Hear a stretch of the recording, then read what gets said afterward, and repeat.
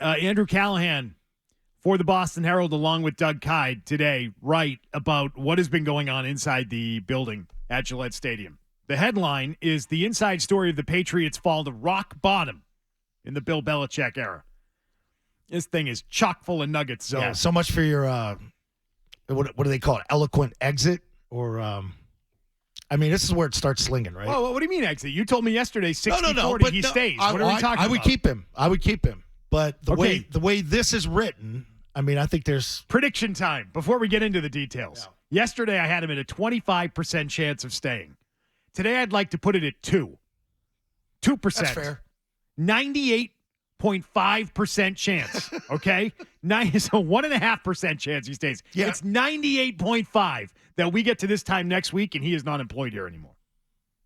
It's over. It's hard to believe. It really is. I thought my 25 was generous. I think my 1.5 might be generous, but I'll put it at 98.5% donezo.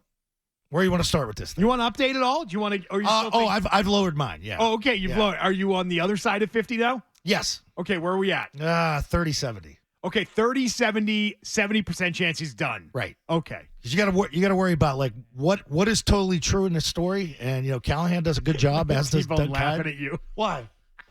I'm trying to hang on here, man. It's a tough week. How quick you went from 60-40 yesterday to 70-30. He's out. It's a hell of an article. Well, it is. You don't have to believe it, though. No, I don't. See, that's why I give it I think that's why you give it a chance that maybe they can work something out here. It's not over yet. It's not over yet. All right, Kendra, what are your odds? What do you put it at? Give me a percentage that he stays. I'm going to go 99% that he's out. Yep. I thought about right. I thought the Mike Reese breadcrumbs last week really meant something, but then this Callahan bomb dropped today, and here we are. Boom! There it goes. So 6:15 this morning. I thought Bob Holler wrote this thing. I read this today, and I'm like, oh, what is this? Is it the Red Sox taking down a manager? Oh, no, it's just everyone inside the Patriots airing out their grievances with Bill. Feels like a Seth Wickersham type report. Bedard brought this up on Felger and Maz. He should have another whopper at the end of the year. And I don't think Greg had any intel on that, but he said if he's doing his job, he's got more stuff on this whole situation. So I don't know where you want to start with this. Well, the Herald interviewed more than a dozen team sources who spoke anonymously, of course, because they fear, as they write in the story, retribution from the Patriots. Over months, sources described an offense undone by a quieter type of dysfunction, a broken quarterback, and finger pointing between the coaching staff and front office. Oh, boy. They paint scenes of a new offensive coordinator unsure of his assistants, a quarterback's room filled with tense radio silence, an offensive lineman unofficially working as a coach to round out a shorthanded staff, another veteran proclaiming with 4 games left he would play for another team next season. One locker room source saying this was messed up from the beginning. Dysfunction. That's the way it felt. I think the whole year felt that way. See, here's my question regarding the quarterback situation in the quarterback room where it was crickets. How many people were in that room? Mac, Zappy, was Malik Cunningham, the other 17 quarterbacks that they brought in since March or cut, and it's really Billy O'Brien, right? So where is this coming from? So it's not like there's a lineman in there, unless you're friends with one of the quarterbacks and they tell you the whole deal. And I've been saying that since day one. I watch them operate like there's no back and forth between the two. And that's a hard thing for me because you spend so much time together. And I've told you the stories about Bledsoe. We did everything together. These guys, it's very businesslike. So Belichick did not want to fire Matt Patricia. That's reported in here, which I don't think is even a little bit surprising. We all kind of assumed that if he were left up to him, he was going to stick with Matt Patricia. He would go back and do it again. Yeah, his guys. Patricia and Joe Judge. He wanted to keep Patricia as the offensive coordinator. He only let Billy O'Brien hire one assistant, which we talked about yesterday, his guy on the staff. Adrian Clem's fit was questioned from the very beginning, internally. Yeah. Whether or not he fit. And apparently, Billy O'Brien wanted to clear out the offensive staff and build an offensive staff, and he was told, no, you're not going to do that. That was not going to be allowed. See, that's part of the problem, too, where Billy came from. So Billy operated as a head coach. He was a GM eventually there with the Texans. He had final say on everything.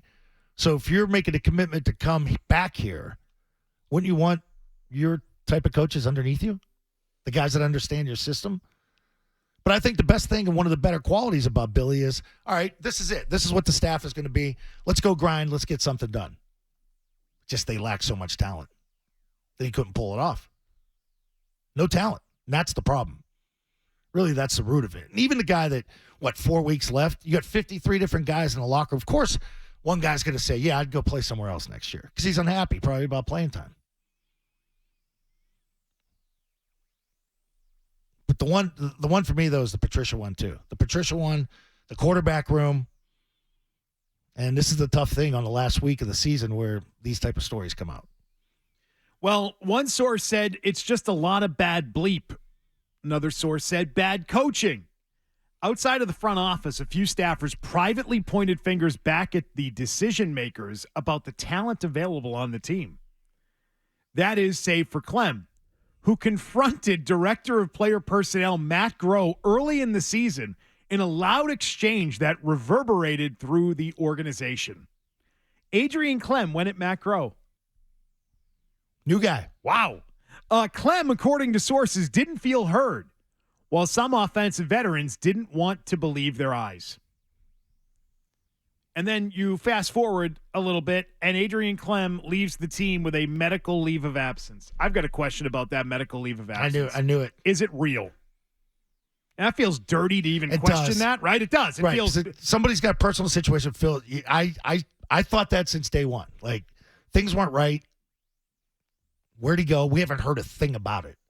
And I've just picked up on you saying this week, last week, within recent weeks, Clem's probably not back next year. I don't know if Doesn't feel that way. I don't know if everyone's caught that from Zoe in recent weeks.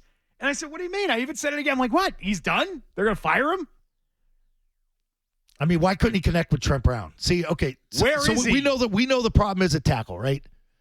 So in a perfect world, if you take Mike Oweno and put him at right tackle, and you have an engaged Trent Brown on the left side, that's a pretty good tackle combo. And I'm talking Trent Brown when he's really good.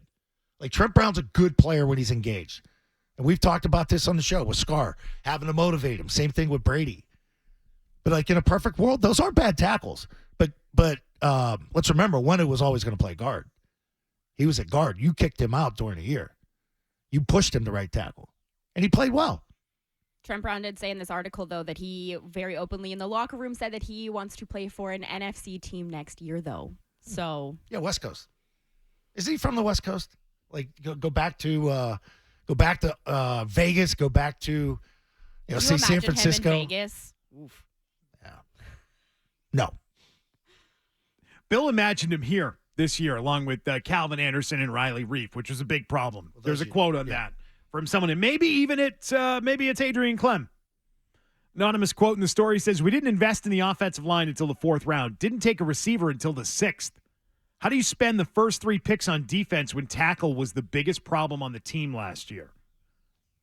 People questioning Bill. There's a lot in here. We've just barely scratched the surface with this story today from the Herald. Anderson and it is a Reif. dysfunctional situation in Foxborough, if you believe the story. If you read through this and you read everything that they have to report, it's not a good scene. This is what happens when you have a lot of losses piling up